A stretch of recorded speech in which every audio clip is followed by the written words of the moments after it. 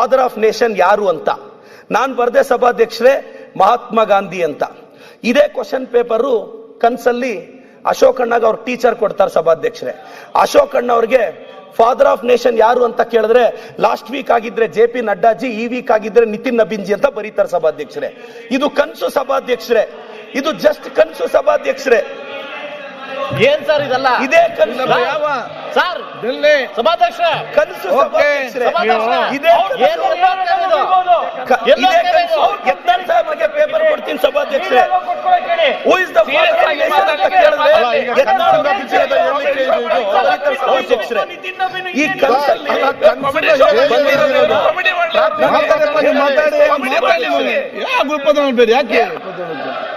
ಇದು ಜಸ್ಟ್ ಕನ್ಸಷ್ಟೇ ಸಭಾಧ್ಯಕ್ಷರೇ.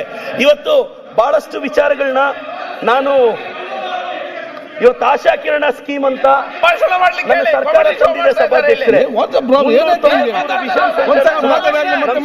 ಎಸ್ಟಾಬ್ಲಿಷ್ ಮಾಡಿದೆ ಸಭಾಧ್ಯಕ್ಷರೇ. ಅಷ್ಟೇ ಅಲ್ಲ ಸಭಾಧ್ಯಕ್ಷರೇ, 31 ಡಿಸ್ಟ್ರಿಕ್ಟ್ ಹಾಸ್ಪಿಟಲ್ಸ್ ಅಲ್ಲೂ ನಾವು ಹೆಲ್ತ್ ಇದ್ ಮಾಡ್ತಾ ಇದ್ದೀವಿ ಸಭಾಧ್ಯಕ್ಷರೇ.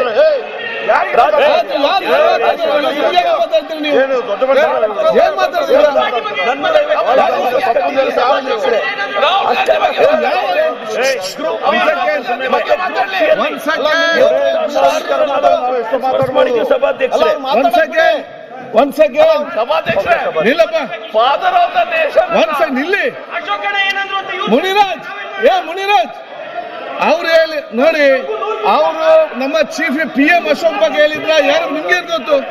ಒಬ್ರು ಹೇಳಿದ ಆಯ್ತಪ್ಪ, ನೀವ್ ಏನ್ ಮಾತಾಡ್ತೀರಿ? ಅವರು ಹೇಳಿದ್ದಾರೆ, ನೀವು ಪ್ರತಿಯೊಂದು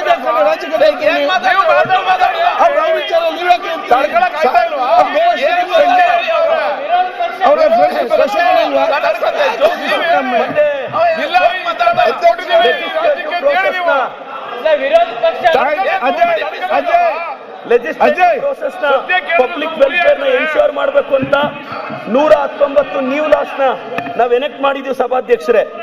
900 ಸ್ಕೂಲ್ಸ್ ನ KPS ಆಗಿ ಅಪ್ಗ್ರೇಡ್ ಮಾಡಿದೀವಿ. ಬೈಲಿಂಗ್ಯುವಲ್ ನಮ್ಮ ಸರ್ಕಾರ ಸಪೋರ್ಟ್ ಮಾಡ್ತಾ ಇದೆ. ಮತ್ತೆ ಇವತ್ತು ಬ್ರಿಟಿಷ್ ಇದ್ರ ಜೊತೆ ಪಾರ್ಟ್ನರ್ಶಿಪ್ ಅಲ್ಲಿ ಎಜುಕೇಶನ್ ಸಿಸ್ಟಮ್ ನ ಡೆವಲಪ್ ಮಾಡ್ತಿದೀವಿ.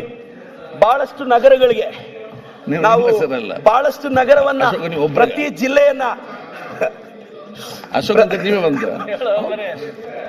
ನಾನು